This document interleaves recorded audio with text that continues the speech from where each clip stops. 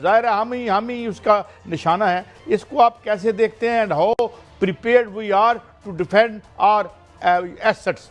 DAC की बैठक में 3,60,000 करोड़ की डिफेंस डील को मंजूरी।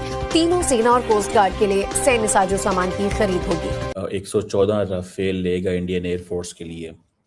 कहा जाता है कि this is going to be the largest potential defence deal recently, ये जो सालों में कोई ये खास बात यह है कि पहले 18 जेट्स रेडी टू फ्लाई आएंगे, जबकि बाकी भारत में ही बनेंगे। यानी मेक इन इंडिया को भी हेवी बूस्ट मिलने वाला है। एक आर्म्स रेस शुरू हो चुकी है, बल्कि करवा दी गई। अच्छा, अगर आप इसको देखें तो जो ब्रॉडर कॉन्टेक्स्ट है इंडिया फ्रांस, इसको 2026 को India and France they are calling a year of innovation. This is the biggest defense deal since independence. आपने बात की है राफेल जेट्स की, जो कि इंडिया 114 फ्रांस देता हुआ दिखाई दे रहा है। और डिफेंस एक्विजिशन काउंसिल ने एक बैठक में लगभग 3,70,000 करोड़ के स्ट्रेटेजिक डिफेंस प्रपोजल को एक्सेप्टेंस ऑफ नेसेसिटी दे दिया है। असलिया खरीद रहा है, और ना सिर्फ ये, बल्कि अब उसने ये दावा किया है कि वो बंकर बस्टर बॉम्ब जो हैं जो ईरान पे बरसाए गए वो भी बना रहा है। इंडिया यहाँ पर ऐसे गैंगस्टर काम करता है, बिकॉज उसकी इकोनॉमी देख लें, इस साल 2026 के अंदर वो तीसरी बड़ी इकोनॉमी बनने जा रहा है और बन भी जाएगा। कि ये जो डील है इसमें कहा जाता है कि 88 single seat and 26 twin seat जो वेरिएंट हैं वो मिलेंगे। कुछ ट्रेनिंग होंगे और बाद में कन्वर्जन हो जाएगी उनकी।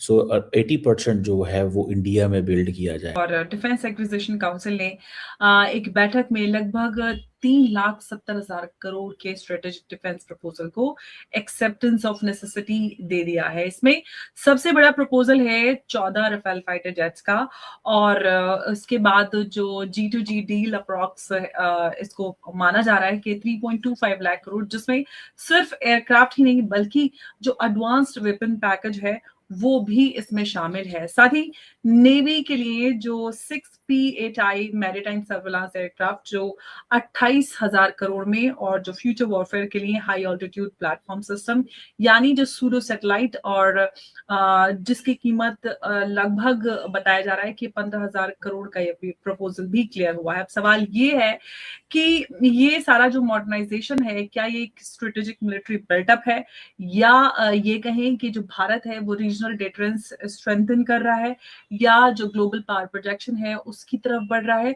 और सबसे बड़ा सवाल कि इतना बड़ा जो डिफेंस पुश है वो एशिया की जो स्ट्रेटेजिक बैलेंस है वो उसको किधर लेकर जा रहा है, और इसी पर बात करेंगे। बात करने के लिए मेरे साथ मौजूद है उमेश जी। उमेश जी, बहुत स्वागत है आपका। जय हिंद, नमस्कार। जय सिया राम अंबर जी। जय सिया राम उमेश जी। उमेश जी, क्या ये जो 3.68 लाख करोड़ का जो ये डिफेंस प्रपोजल अप्रूव हुआ है, ये इंडिया के लिए मिलिट्री डॉक्ट्रिन में कितना बड़ा मेजर शिफ्ट लेकर आएगा? अंबर जी, कुछ दिन पहले एमका के ऊपर भारत सरकार ने डिसाइड किया कि प्राइवेट सेक्टर को इन्वॉल्व करना चाहिए for defence designing and development के लिए। प्रोटोटाइप के लिए उन्होंने टाइमलाइंस भी दे दी है, और टाइमलाइंस के हिसाब से 2035 तक हमारे पास देसी 5th जनरेशन फाइटर एयरक्राफ्ट आ जाएगा। अभी भारत ने 114 मल्टी रोल कॉम्बैट एयरक्राफ्ट जो है फ्रांस की डसॉल्ट एविएशन के साथ हमने अभी डील करने वाले हैं। आज डिफेंस एक्विजिशन काउंसिल है जो एक हाईएस्ट डिसीजन मेकिंग बॉडी है, before the prime minister takes the final decision, उन्होंने इसका क्लियरेंस दे दिया है। ये जो डील होने वाली है ये होने वाली है 3.25 लाख करोड़ की, और इसके अंदर 114 multi role combat aircraft Rafale जो है वो भारत के अंदर बनाने वाले हैं। इसके अंदर जो लाइकलीहुड जो है, जो खबर आ रही है, 14 जो एयरक्राफ्ट है वो फ्रांस से एज इट इज कंडीशन में भारत आने वाले हैं।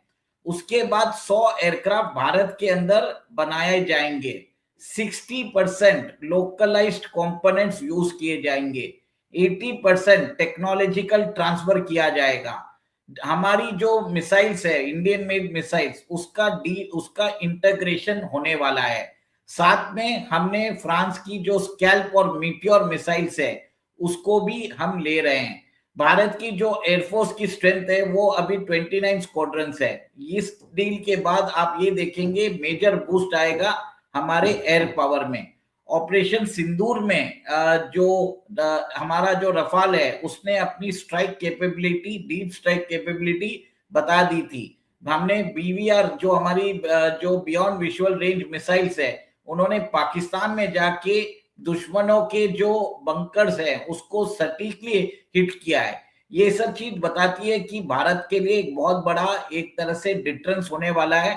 और मेरा ये मानना है कि पाकिस्तान और चाइना के लिए ये एक बहुत बुरी खबर है। अमर जी, सबसे बड़ी बात है कि आज भारत अपनी ब्लू वाटर इकोनॉमी पे भी ध्यान दे रहा है। अब जो रिपोर्ट्स आ रही है, भारत ने अभी 6 जो बोइंग की A टाइप पोसाइडन जो मैरीटाइम सर्वेलेंस एयरक्राफ्ट है उसको अभी मंजूरी दे दी है। ये जो डील है 28,000 करोड़ की होने वाली है, $3.5 बिलियन की तकरीबन होगी।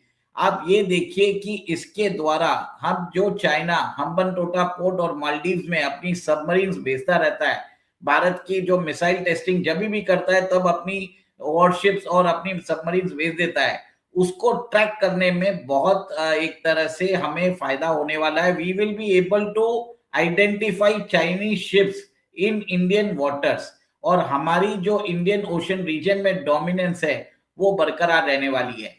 अंबर जी, सबसे बड़ी बात है कि अभी जो वॉरफेयर होता है उसके अंदर आपको आपके दुश्मन की क्रिटिकल इंफॉर्मेशन की जरूरत है। आपको एक उनकी एडवांस ट्रूप मूवमेंट्स, उनकी जो मिसाइल जो आने वाली है उसको एक तरह से आइडेंटिफाई करना, हमारी जो सैटेलाइट्स है उसको जब मिसाइल्स हैं उसको हम छोड़ते हैं तो प्रिसीजन स्ट्राइक करने के लिए हमें एक तरह से हाई एल्टीट्यूड परफॉर्मेंस सिस्टम चाहिए जो सूडो सैटेलाइट बोलते हैं।